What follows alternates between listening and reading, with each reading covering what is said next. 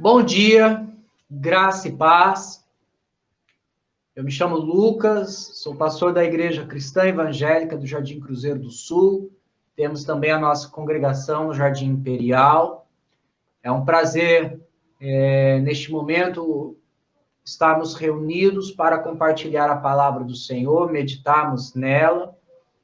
E eu convido a você a passar os próximos minutos aí junto conosco para falarmos um pouco sobre a vida conjugal. Temos tratado nos últimos domingos, no período da manhã, sobre os conflitos familiares e como tratá-los biblicamente. Falamos recentemente, domingo passado, semana passada, falamos sobre a responsabilidade dos pais em ensinar os seus filhos o caminho do Senhor, a lei do Senhor. Os desafios, né, as dificuldades, mas há uma missão na vida dos pais e eles precisam, nós pais, precisamos encarar essa missão como prioridade nas nossas vidas, como pais. Falamos também, no domingo retrasado, como os filhos podem glorificar a Deus através do quinto mandamento, de honrar os pais, honrar as pessoas mais velhas, os anciãos da igreja, como os jovens devem se relacionar com uma geração mais experiente, mais madura, que conhece melhor a vida do que os mais jovens. E falamos também no primeiro domingo de maio sobre tratar o coração é o pontapé inicial para solucionarmos ou para encontrarmos saídas para resolver os conflitos. Porque Tiago, capítulo 4, versículo 1, ele faz uma pergunta: de onde procedem as guerras, as contendas? De onde, senão do coração de vocês? Nós sabemos, a Bíblia nos revela que o nosso coração é corrupto. E os conflitos, na maioria das vezes, começam a partir do nosso próprio coração, quando somos egoístas, quando somos vaidosos, egocêntricos. E todos os conflitos, nós queremos tratá-los da nossa maneira, da nossa forma, conforme as nossas vontades e expectativas, e não conforme as expectativas bíblicas. E com isso, os problemas não são solucionados. Os conflitos, pelo contrário, aumentam, porque o nosso coração é o problema. Então, falamos sobre isso. Falamos que quer tratar, está passando por um conflito familiar, relacional, vasculhe o teu coração. Na medida que você for confrontado pelas Escrituras, você perceberá as falhas que há em você, as áreas que precisam ser tratadas, para que você consiga viver em harmonia com as pessoas à sua volta. Ainda que eles não queiram, ainda que eles tenham os seus conflitos, as suas falhas, que de fato terão, mas quando nós fazemos a nossa parte de olhar o nosso coração, nós começamos a desfrutar de uma paz relacional com Deus.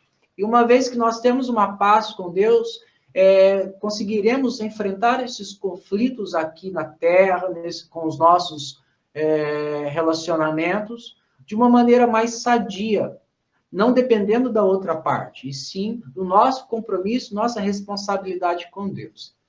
Falamos, como eu disse, uma vez que se trata o coração, se exige dos filhos honra aos pais, se exige dos pais cumprimento da missão. E agora vamos falar nesta manhã sobre vida conjugal, sobre harmonia, desarmonia, o que significa um casamento harmonioso, quais são os motivos que trazem essa desarmonia no lar.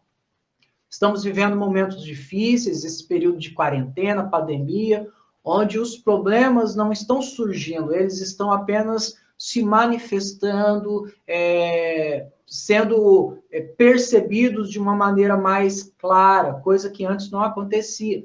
Porque com a correria do dia a dia, cada um tinha os seus compromissos, as suas responsabilidades, e os conflitos eram deixados de lado, escondidos. Agora não, por conta desse momento, a família está mais junto, os casais estão mais tempo juntos e com isso os conflitos surgem. É natural no que diz respeito, uma vez que nós somos pecadores, os conflitos surgirão. Mas não foi assim desde o princípio. O Senhor criou o casamento de uma maneira harmoniosa, plena, perfeita. E por conta do pecado, os conflitos surgiram. Tá bom? Mas antes de tratarmos este assunto, que será em Gênesis, eu convido a você já a ficar com a tua Bíblia, abrir lá em Gênesis, porque é onde o relato de do início da criação, e este será o texto, o livro que nós vamos meditar nesta manhã. Mas antes de iniciarmos, eu gostaria de fazer uma oração, e logo após a oração temos aí um período de cântico, onde teremos a oportunidade de louvar a Deus, engrandecer o nome do Senhor, este Deus maravilhoso que nos ama, que cuida das nossas vidas, que se compadece das nossas lutas, das nossas dificuldades. E eu quero, neste momento, também mencionar o Luciano. Luciano é o esposo de uma irmã nossa, ele sofreu um acidente, né? E vamos orar para que o Senhor restaure a sua saúde, que o Senhor abençoe os médicos, o tratamento, para que a sua saúde seja restabelecida. Amém? Vamos orar? Senhor, nosso Deus e amado Pai, damos graças ao Senhor pela noite que tivemos.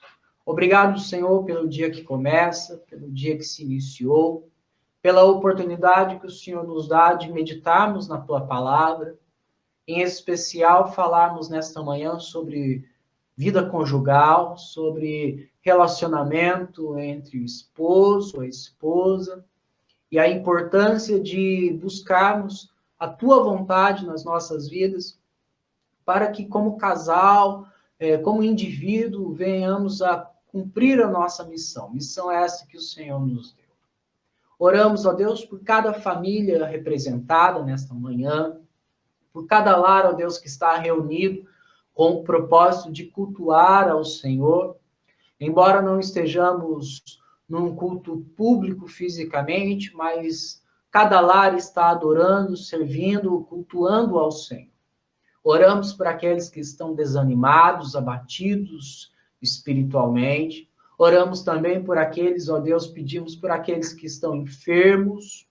Em especial, apresentamos a vida do Luciano nas tuas mãos. Que o Senhor, ó Deus, haja com graça e misericórdia na vida dele. Ajude-o, ó Deus, a se recuperar deste acidente.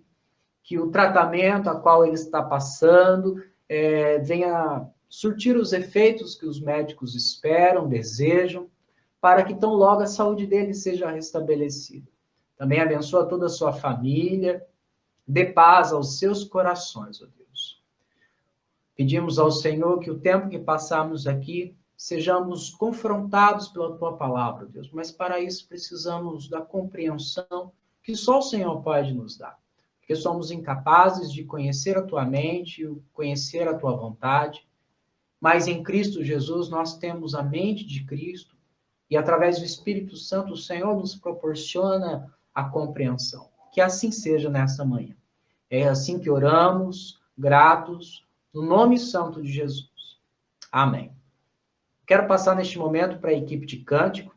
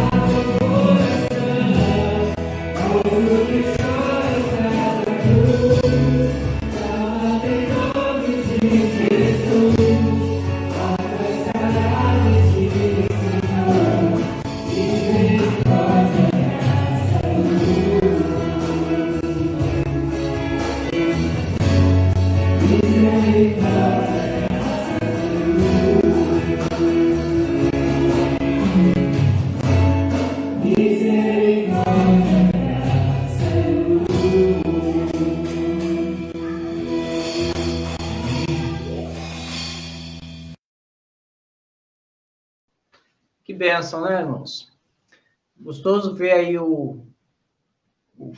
ao fundo lá, o local onde nós nos reunimos para juntos cultuarmos ao Senhor. Logo, logo, se assim o Senhor nos permitir, estaremos reunidos na igreja local, no espaço físico, mas nada impede de nós adorarmos, cultuarmos ao nosso Deus, porque os verdadeiros adoradores adoram o Pai em espírito e em verdade. Irmãos, como eu estava dizendo, hoje vamos falar sobre vida conjugal, tratando da desarmonia no casamento. Entendemos qual é o propósito do casamento em si. Sabemos que o propósito da nossa vida, o propósito do casamento, tudo que Deus criou tem um único propósito, que é glorificá-lo, exaltá-lo, transmitir as virtudes de Deus. O problema é que somos pecadores por conta da desobediência de Adão, lá no Jardim do Éden, sofremos consequências da desobediência, o nosso coração é corrupto, os conflitos estão aí diante de nós, dentro de nós, e como nós podemos cumprir o propósito de glorificar a Deus através da vida conjugal? Como eu disse no início, eu quero separar 2 períodos. O segundo período será no próximo domingo. Vamos falar sobre, hoje, resgatar os aspectos iniciais do casamento. Quais eram as características do casamento perfeito lá no Jardim do Éden? Características estas que podem ser vivenciadas hoje na nossa vida, que nos ajudará a trilhar um caminho de harmonia, mesmo diante dos desafios da vida, vai nos proporcionar momentos harmoniosos com o nosso cônjuge. Ou seja, por que eu devo agir, como eu posso ter um casamento harmonioso? E no próximo domingo, vamos estabelecer algumas diretrizes, planos, caminhos para, de uma maneira mais prática, como esses aspectos podem ser vivenciados na vida do lar, tá bom? Na vida conjugal. Eu convido a você, então, a ir em Gênesis, capítulo 1. Na verdade, vamos ficar aí no capítulo 1, 2 e 3 de Gênesis. Não vamos ler o todo, apenas alguns versículos que vão nos ajudar a compreender este assunto do casamento. Se nós observarmos o capítulo 1 até o capítulo 2, versículo 3, Moisés, ele faz ele narra de uma maneira resumida o processo da criação. Desde o primeiro dia, desde a vontade de Deus em criar as coisas do nada, até o 7º dia, onde ele conclui a sua obra e usando uma linguagem que o homem entendesse, Deus fala, então neste dia Deus descansou da sua obra, né? Fazendo com que o homem compreendesse, a Deus de uma maneira mais próxima do próprio homem, uma vez que o homem trabalha e cansa, e precisa descansar, não que Deus estivesse cansado, apenas para, de uma maneira graciosa, se comunicar com o homem. No versículo 26 do capítulo 1 mesmo, diz assim, também disse Deus, façamos o homem à nossa imagem, conforme a nossa semelhança. Tenha ele domínio sobre os peixes do mar, sobre as aves do céu, sobre os animais domésticos, sobre toda a terra e sobre todos os répteis que rastejam pela terra. Então, aí um propósito funcional do homem de ao chegar na terra, dominá-la, né? Dominar não de uma maneira pecaminosa, porque até então o homem era perfeito, santo, puro. O domínio era promover o bom funcionamento, promover a harmonia de todos os aspectos possíveis, tá bom? Daí vamos agora para o capítulo 2, do versículo 2 ao 17. Do capítulo 2, do versículo 4 ao 17. Eu quero ler contigo neste momento. Diz assim a palavra do Senhor. Esta é a gênese do céu e da terra quando foram criados, quando o Senhor Deus os criou. Não havia ainda nenhuma planta no campo, do campo na terra, pois ainda nenhuma erva do campo havia brotado, porque o Senhor Deus não fizera chover sobre a terra, e também não havia homem para lavrar o sol. Só um parênteses aqui. Muitos falam que é por causa do pecado que surgiu o trabalho, né? A gente já vê aqui que o propósito inicial aqui em Deus criar todas as coisas e colocar o homem na terra é para que ele já começasse a lavrar a terra, cultivar. Então, o trabalho não é resultado do pecado, não. É graça divina, bênção de Deus, tá bom? Continuando no versículo 6. Mais uma neblina subia da terra e regava toda a superfície do sol. Então formou o Senhor Deus ao homem do pó da terra. Ele soprou nas narinas o fôlego de vida, e o homem passou a ser alma vivente. E plantou o Senhor Deus um jardim no Éden, na direção do Oriente, e pôs nele o homem que havia formado. Do solo fez o Senhor Deus brotar toda sorte de árvores agradáveis à vista e boas para o alimento. E também a árvore da vida no meio do jardim, e a árvore do conhecimento do bem e do mal. E saía um rio do Éden para regar o jardim, e dali se dividia, repartindo-se em 4 braços. O primeiro é a ideia de um rio, e depois ele abre, tá bom? Cada parte vai para um canto.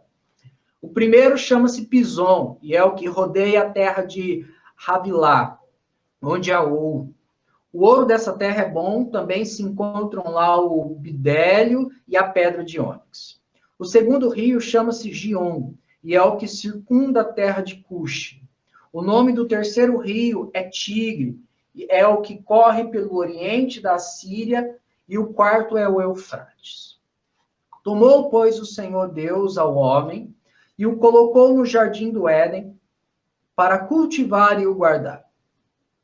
E o Senhor Deus lhe deu esta ordem: de toda a árvore do jardim comerás livremente, mas da árvore do conhecimento do bem e do mal não comerás, porque no dia em que dela comeres, certamente morrerás. Então vamos lá. Há uma terra preparada, Deus criou a terra.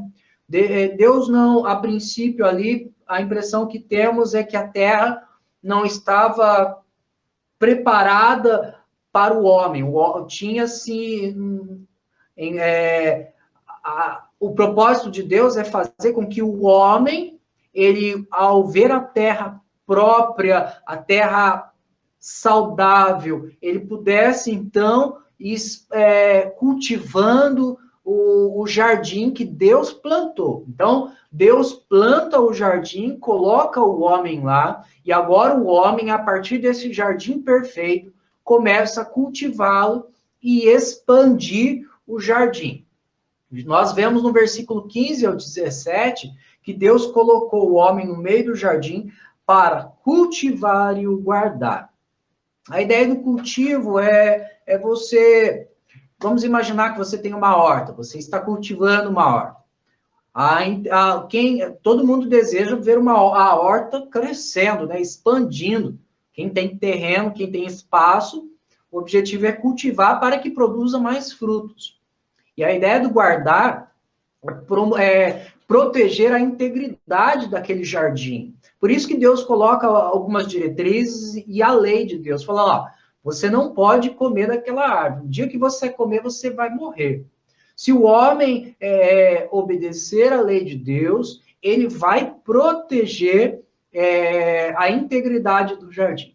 Se o homem desobedecer, não apenas ele, mas toda a criação sofrerá consequências por causa dessa desobediência. Então, nós temos aí a criação e o homem e o relacionamento.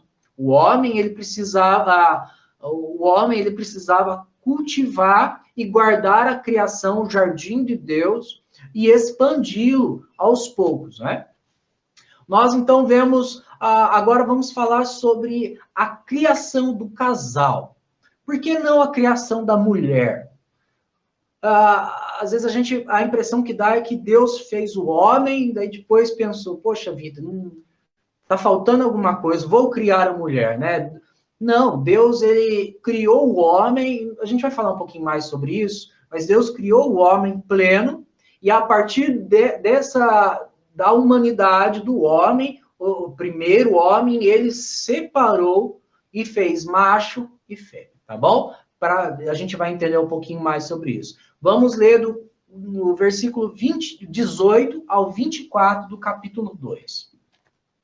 Disse mais o Senhor Deus, não é bom que o homem esteja só.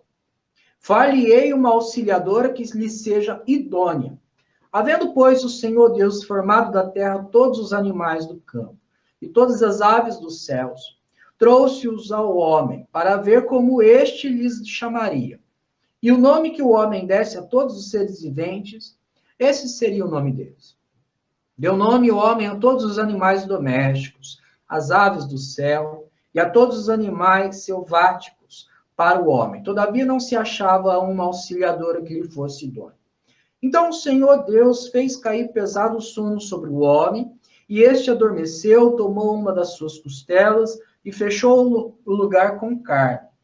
E a costela que o Senhor Deus tomara ao homem, transformou-a numa mulher e lhe trouxe. E disse o homem, esta afinal é osso dos meus ossos e carne da minha carne, chamar-se-á varoa, porquanto do varão foi tomado.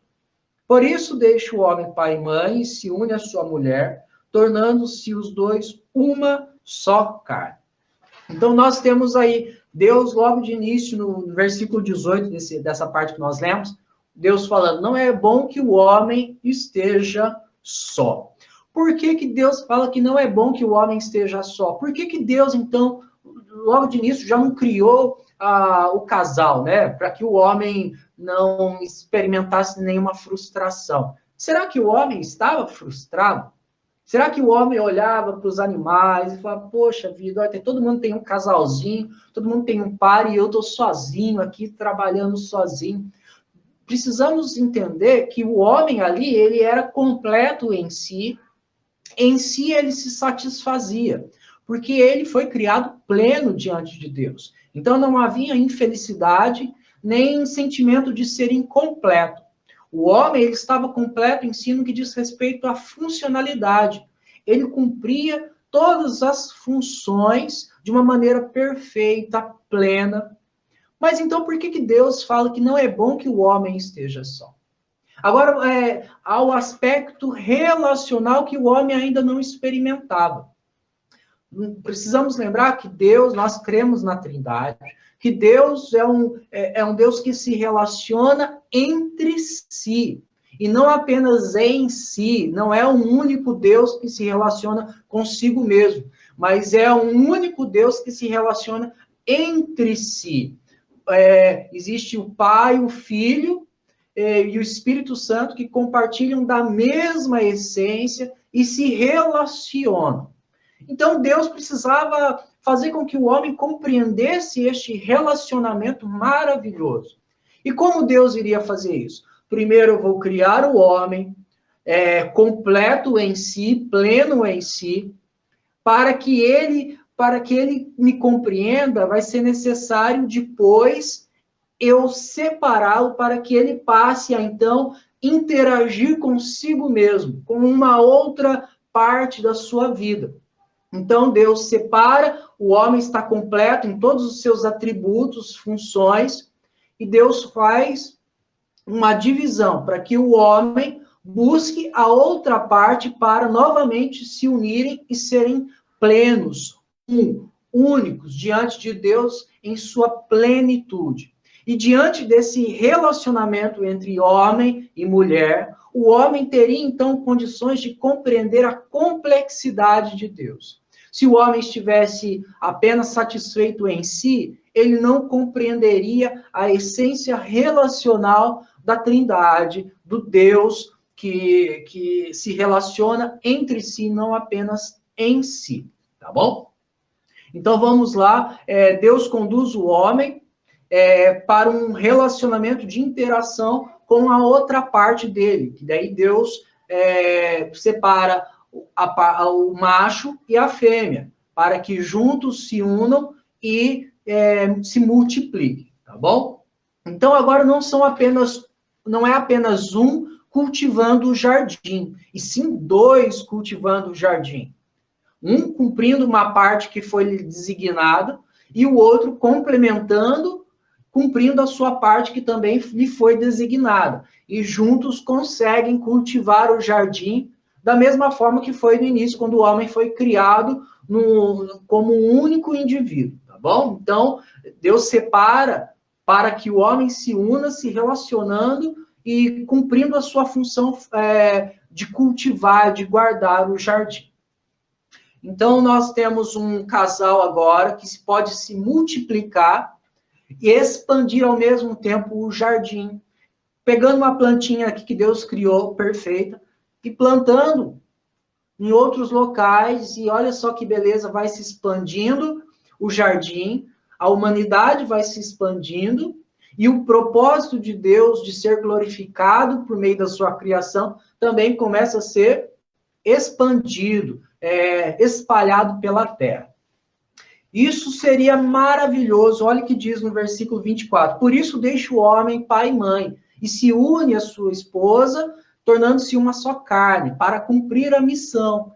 A ideia é, eu casei, tenho filhos, agora os meus filhos irão casar, ter os filhos dele, e cada núcleo familiar passará a cultivar o jardim, expandir o jardim e manifestar o caráter divino.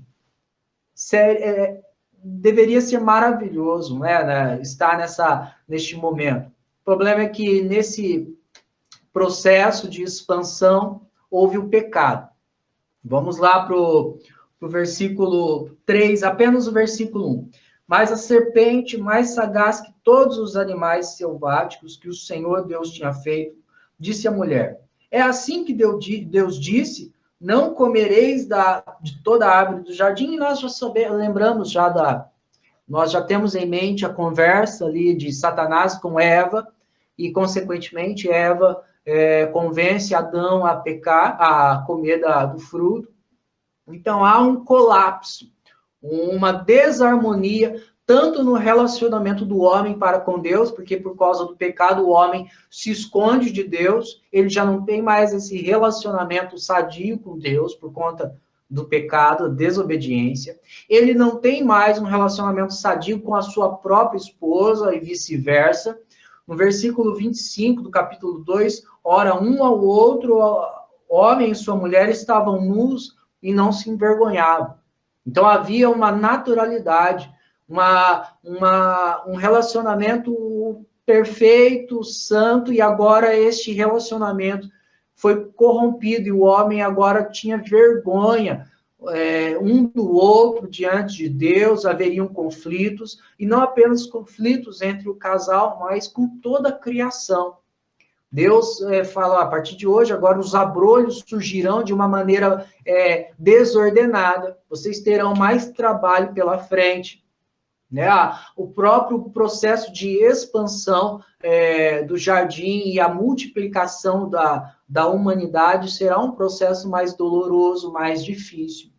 Então, Deus expulsa Adão e Eva do jardim, né, para que eles não tivessem mais acesso ao que era perfeito e passassem a vivenciar um conflito constante.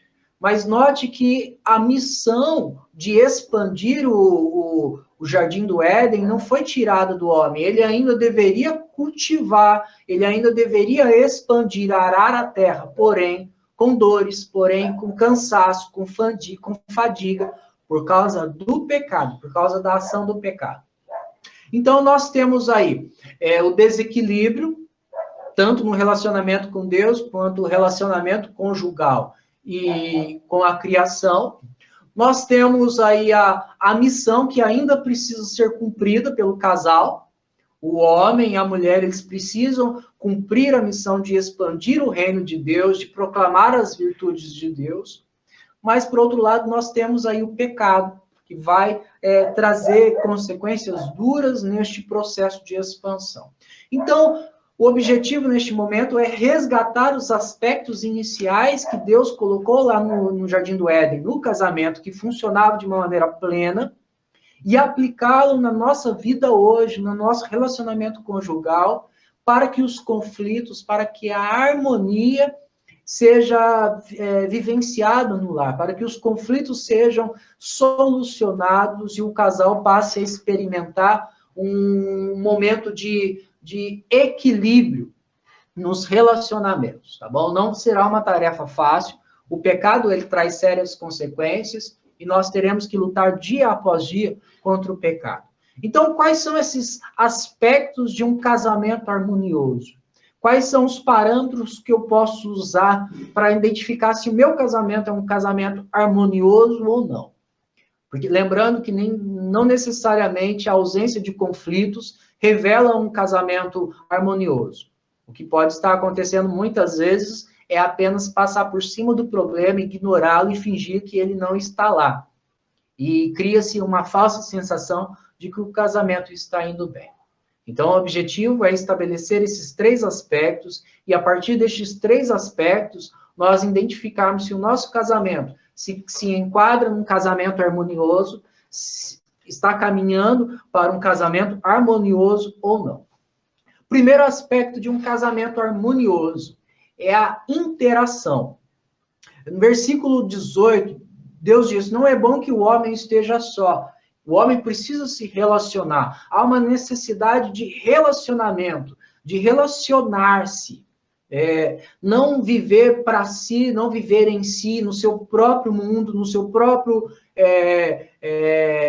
mundinho ali, né? Ele tem que interagir. O homem foi criado para interagir com Deus, com o seu cônjuge, com o seu próximo, com a criação. Então, o primeiro aspecto aí que caracteriza um casamento harmonioso é a interação. Primeiro, havia-se a interação com Deus de uma maneira plena. Por causa do pecado, essa interação com Deus foi quebrada. Então, primeira coisa que nós precisamos entender quando se diz sobre o aspecto de interação no casamento, eu preciso estabelecer uma conexão, um relacionamento novamente com Deus. E isso só é possível através de Jesus, através do sacrifício de Jesus. Um casal que não tem um relacionamento com Deus em Cristo Jesus, ele pode até viver bem entre eles, mas o problema do coração, no relacionamento com Deus, fará com que eles não vivam a plenitude, eles não consigam experimentar o propósito principal do casamento, que é glorificar a Deus. Então, a primeira coisa que nós precisamos entender quando se diz de interação conjugal é interação com Deus. Fica aí a pergunta: como você está se relacionando com Deus? Se você quer ter um bom relacionamento com o seu esposo, com a sua esposa, você precisa entender que você precisa primeiro estabelecer um bom relacionamento com Deus, com o Criador. Por conta do pecado, esse relacionamento foi quebrado. Mas em Cristo Jesus, Cristo trouxe novamente essa oportunidade do homem se relacionar com Deus. Mesmo o homem sendo pecador, mas através do sacrifício de Cristo, o homem é justificado para poder se relacionar com Deus, tá bom? Então, o homem precisa buscar, o homem, a mulher, o casal, precisa buscar primeiro uma interação com Deus em Cristo Jesus. Uma vez que ele está se relacionando bem com Deus, ele tem condições agora de buscar um bom relacionamento conjugal com o seu cônjuge. Ele tratou o seu coração, ele compreendeu o seu propósito, ele está se relacionando bem com Deus, Deus o está confrontando, está chamando para a responsabilidade de viver um relacionamento sadio com o próprio Criador. Agora ele tem condições de buscar um relacionamento mais sadio com a sua esposa, com o seu esposo, através do relacionamento. Que relacionamento é esse? Em todos os aspectos, seja o relacionamento sexual, seja a questão do diálogo, seja a convivência ali diária, o momento de estar junto, seja em silêncio ali, mas estar juntos, abraçados, fazendo as coisas juntos. Ah, mas é difícil, né? É complicado, porque eu penso de uma forma, ela pensa de outra, eu quero fazer desse jeito, ele quer fazer daquele outro jeito. E essa é a beleza do casamento. É a ideia de completarmos. Lembra que no início éramos plenos e Deus separou para que fôssemos plenos num processo de aproximação? Porque sozinho o homem não conseguiria ser pleno em sua funcionalidade. Ele precisava caminhar em direção à sua outra parte para que juntos pudessem funcionar na plenitude que era desde o início, né? Então, nós temos que buscar este processo de interação com a nossa esposa, com o nosso cônjuge, para que a gente encontre a plenitude do relacionamento, para que nós, de fato, experimentemos o que é ser uma só carne, e assim compreender melhor o nosso Deus. Porque quando nós interagimos, nós deixamos de lado o nosso ego, é assim que deve funcionar. Porque quando eu ouço a outra parte, eu respeito a outra parte, porque eu entendo que eu não sou completo sem a outra parte. Eu necessito que o outro manifeste os seus aspectos, as suas peculiaridades, os seus atributos que eu não tenho mais por conta da divisão que Deus fez. Então, eu devo buscar essa interação. E com isso, eu manifesto o propósito de Deus em termos funcionais de alcançar novamente a plenitude da criação, em termos de casal, de humanidade, e entendo melhor a complexidade do Deus Criador, que é um Deus relacional, que se relaciona entre si e exige que eu também me relacione com ele. Viu? É importante de relacionar-se bem com o seu cônjuge, porque a gente se completa e compreende melhor a Deus, compreende melhor o nosso Criador, tá bom? A falta de diálogo, a falta de relacionamento nos afasta tanto de Deus quanto do nosso próprio cônjuge. Então vamos agora para o segundo aspecto. O aspecto de proteção, a responsabilidade de preservar a integridade. A integridade do quê? Do jardim, da criação, de todas as coisas que Deus fez. Lembra que que Deus colocou o homem, no versículo 15, colocou Deus, o homem, no jardim para guardar o jardim. E colocou uma lei, falou, você vai guardar o jardim e você não pode fazer isso, você não pode fazer, você pode fazer tudo isso, menos isso. Deus, então, coloca parâmetros, limites, para que o homem siga esses limites e, assim, proteja o jardim e proteja a si mesmo.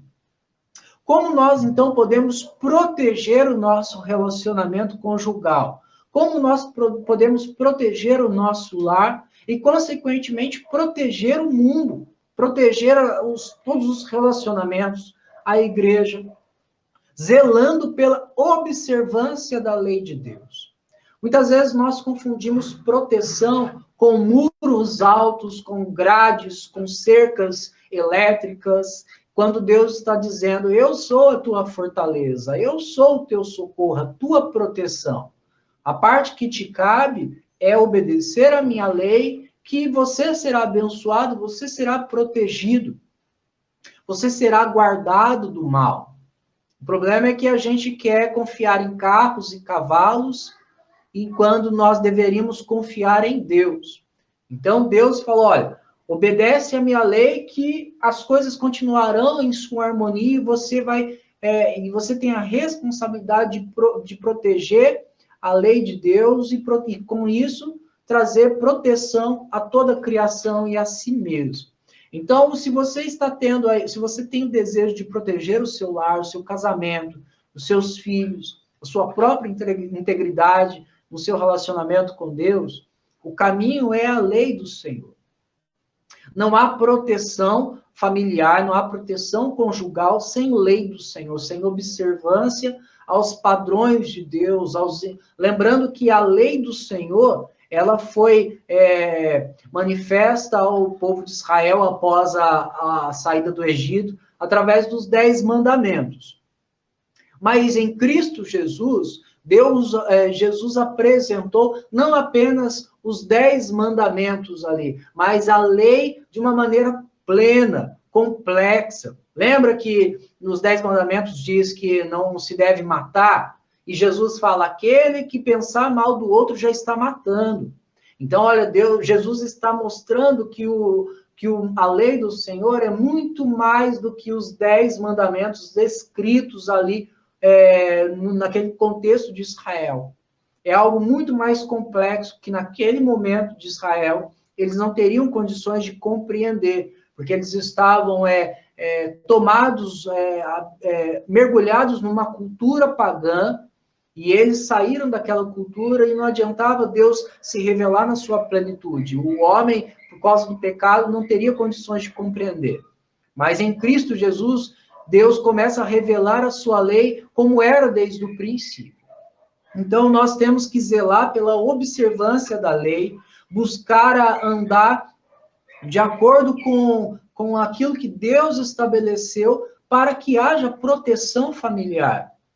Então, proteção familiar, proteção conjugal, não é uma casa bonita, não é um carro bonito, não é viver uma casa tudo do bom e do melhor, achando que você está protegendo o seu lar. Porque não é isso que trará satisfação à alma. Porque existem muitas famílias que aparentemente têm tudo, mas não têm a felicidade. É porque não estou falando que a riqueza não é bênção. Pelo contrário, é recurso divino e precisa ser experimentado, vivenciado com sabedoria, porque nós iremos prestar contas a Deus de todos os recursos que Ele nos tem dado. Mas a nossa alegria não depende dos recursos. Os recursos são apenas consequências ou não do nosso relacionamento com Deus. E uma vez que eu obedeço à lei do Senhor, eu ando debaixo da lei do Senhor, eu começo a criar um ambiente familiar, um ambiente em casa, debaixo da autoridade divina. E com isso eu protejo a minha vida, protejo a vida dos meus filhos e protejo o meu casamento. Agora, se eu tentar outros recursos, outras formas para proteger o meu casamento, eu encontrarei frustração, eu encontrarei o desastre, porque o que me protege é obedecer à vontade do Senhor e trazer, assim, benefícios para o meu relacionamento conjugal e o meu relacionamento com Deus. Então, o fato é que haverá desarmonia, nós temos a obrigação de vivenciar a lei e transmitir a harmonia que a lei traz para o mundo, para o coração, para a igreja. Mas os abrolhos crescerão, a gente vai obedecer a lei, a gente vai buscar a lei do Senhor, mas as coisas não serão fáceis. Os abrolhos continuarão crescendo de uma maneira desordenada e nós temos a responsabilidade de ainda assim ser obedientes ao Senhor e trabalhar para que esses abrolhos não cresçam e nos sufoquem, para que não cresçam e tomem conta do jardim, tomem conta daquilo que nós estamos cultivando. E no caso do relacionamento conjugal, nós não podemos deixar que os conflitos deste mundo, desta vida, ocupem o nosso, destruam a paz do relacionamento conjugal. E isso só será possível através da obediência à lei do Senhor, aos mandamentos do Senhor, tá bom? E agora nós vamos, então, para o terceiro aspecto, que é a expansão. Nós temos a responsabilidade de espalhar, de replantar. Replantar o quê? O caráter de Deus, as virtudes de Deus, aquilo que Deus criou como perfeito. Mas nós não somos perfeitos, nós somos falhos. Como nós iremos conseguir expandir o reino de Deus de uma maneira que não venhamos a contaminar? Em Cristo Jesus. Em Cristo Jesus, nós encontramos as condições para expandir o reino de Deus.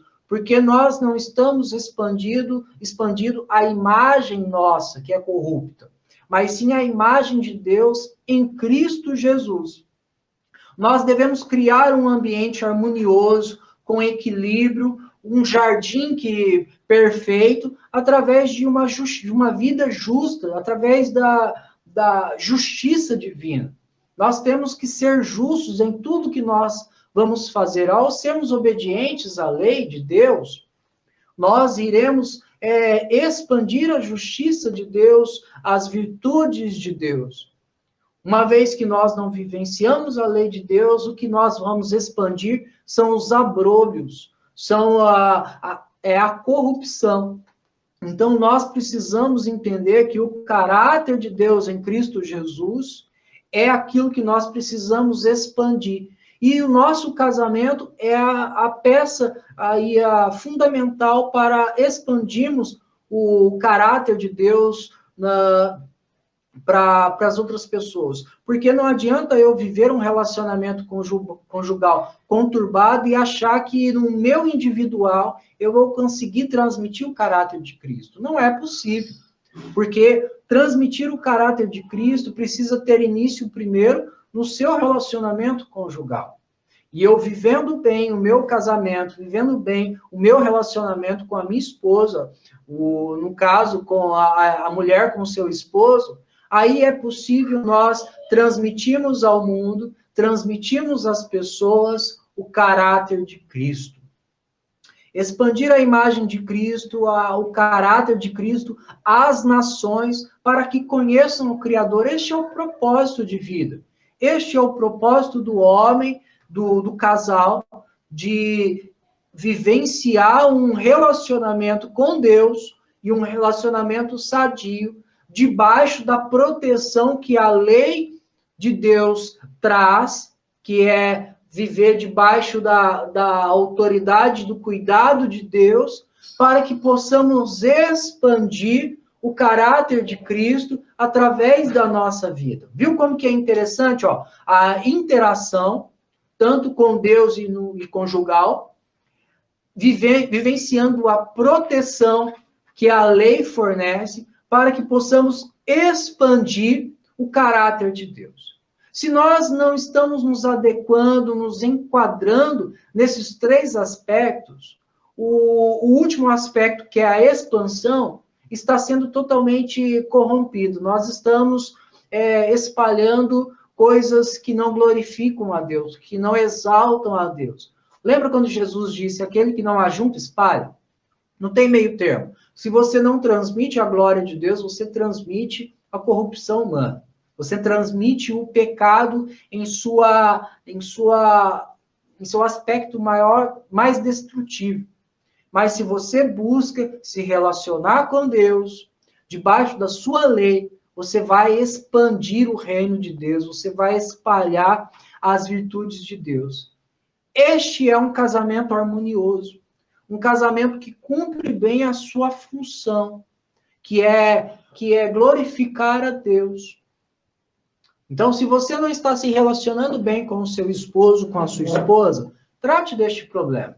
A semana que vem nós vamos abordar essas questões de uma maneira mais prática, mais objetiva, tratando do dia a dia, como o que se espera de um homem, o que se espera de uma mulher, para que haja esse bom relacionamento, né? O que Deus, quais são os atributos que Deus colocou na vida do homem e como ele deve exercer esses atributos para beneficiar o outro, para que juntos sejam, para que juntos vivam um relacionamento harmonioso. Mas neste primeiro momento vamos ficar com os aspectos que precisam ser resgatados no nosso lar. Se você não está vivendo bem um relacionamento com o seu esposo, trate deste problema, a começar pelo relacionamento com Deus.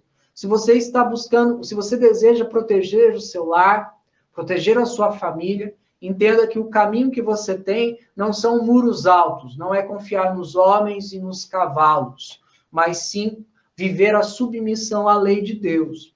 E tem o terceiro aspecto, que é a expansão. Uma vez que você vive um bom relacionamento e se protege com a lei de Deus, você transmite para as pessoas lá fora o caráter de Cristo. Você expande através do seu casamento as virtudes de Deus, tá bom? Guarde aí esses 3 aspectos, faça uma reavaliação, sente junto com o seu cônjuge aí, ou faça uma avaliação sobre o seu próprio coração, como você está vivenciando isso no seu relacionamento. Ah, mas eu não sou casado, então essa palavra não serve para mim? Sim, serve, porque o aspecto relacional, ele se aplica em todos os relacionamentos.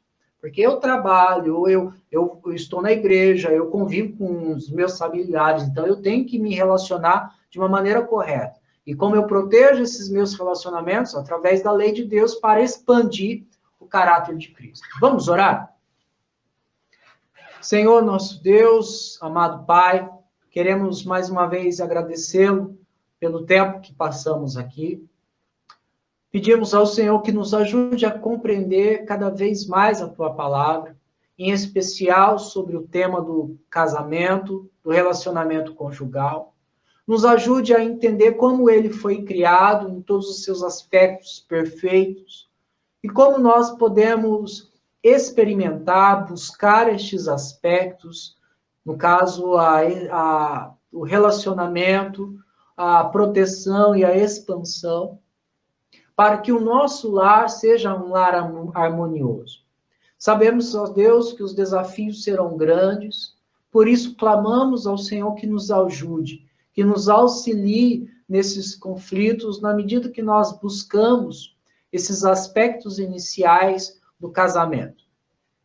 Os desafios serão grandes, Senhor, a jornada, o processo muitas vezes será doloroso, mas sabemos que não há outra coisa a fazer do que lutar contra o pecado para que o teu nome seja glorificado através das nossas vidas.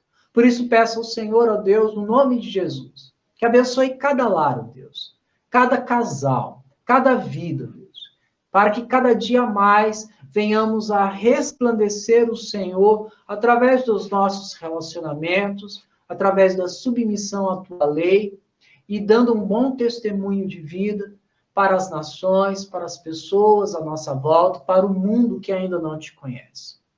Pedimos também que o Senhor nos dê um momento de almoço, um restante deste domingo abençoado, e que possamos estar novamente, se assim o Senhor nos permitir, logo mais à noite, reunidos para novamente meditarmos na tua palavra.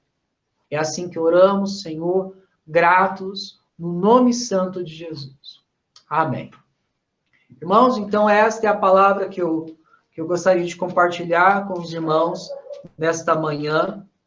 Eu quero encerrar lendo Números, capítulo 6, versículo 24 ao 26, que diz assim: O Senhor te abençoe e te guarde. O Senhor faça resplandecer o rosto sobre ti e tenha misericórdia de ti. O Senhor sobre ti levante o rosto e te dê a paz. Que Deus nos abençoe neste dia.